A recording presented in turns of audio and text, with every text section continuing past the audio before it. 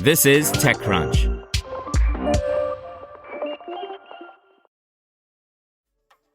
YouTube Shorts adds VO2. I'm Imran Sheikh, and it's time for your Friday Daily Crunch, starting with 3 big headlines. Meta's CTO, Andrew Bosworth, has choice words for Meta employees frustrated with the tech giant's latest policies. They are free to quit, Business Insider reported. The report cites an internal chat where an employee criticized Meta for cutting DEI programs and allegedly silencing internal dissent, among other issues.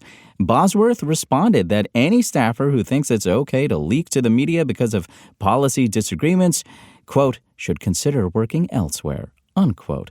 An employee followed up that blaming leaks was not the answer and that Meta workers felt disrespected. Meta began layoffs this week for what it has controversially termed low performers. Bosworth responded that you should quit if you feel that way. I mean it. The tense conversation affects some degree of internal turmoil at Meta as it implements significant policy changes, from rolling back DEI efforts to loosening moderation standards. Meta didn't immediately respond to a request for comment. Google's Gemini AI chatbot can now tailor answers based on the contents of previous conversations, the company announced in a blog post on Thursday.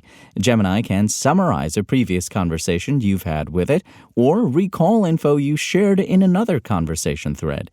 This means you won't have to repeat information you've already shared with Gemini or comb through old threads for additional info. Gemini's ability to recall conversations is rolling out today to English-speaking subscribers of Google's $20 a month AI chatbot subscription, Google One AI Premium. Now, in the coming weeks, Google says the recall feature will roll out to additional languages and for users with enterprise accounts. The feature's aim is to make Gemini more fluid and personal. But not every user will be thrilled with the notion of the platform storing old information. To address privacy concerns, Google says it's allowing users to review, delete, or decide how long it will keep your chat history. Users can turn off the recall feature altogether by going to the My Activity page in Gemini. Google also notes that it never, ever trains AI models based on user conversation histories. YouTube Shorts is integrating with Google DeepMind's latest video model, VO2, allowing creators to generate AI video clips for their posts. VO2 is Google's response to Sora, OpenAI's text-to-video generator. YouTube, owned by Google, already allowed creators to generate AI backgrounds for their shorts with a text prompt through a feature called Dream Screen. But VO2 will allow creators to generate standalone video clips to add to any of their shorts. According to a blog post by YouTube Director of Product Dina Berada, these AI tools will run faster than before. Now, to indicate that these videos were made using AI, they will use DeepMind's SynthID tool, which watermarks and identifies AI-generated content. YouTube also stated that these videos will be clearly marked as being made with AI, but these labels don't completely mitigate the potential harm of sharing synthetic content that can mislead viewers. This feature launched on Thursday for any creator in the U.S., Canada, Australia, or New Zealand. YouTube plans to expand access later.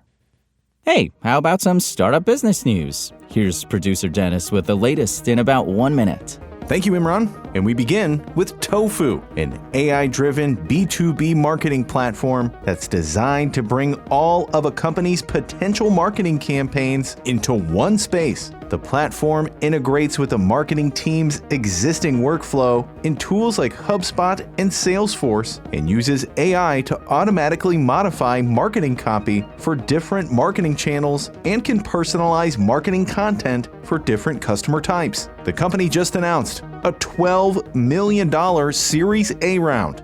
And finally, it's Phase. On Thursday, the startup released its first product, a UI animation tool that will compete with Adobe After Effects and Figma. Phase says its software lets UI, UX, and product designers create interactive website or app simulations without manual coding or using error-prone AI plugins. It can also export UI code that's ready for production, speeding up the design process. The company also just announced that it has raised $13 million in funding. And that'll do it for me. Imran, back to you. And that's your Daily Crunch. Today's stories were reported by Maxwell Zaff, Amanda Silberling, Charles Roulette, and more lovely, beautiful TechCrunch journalists.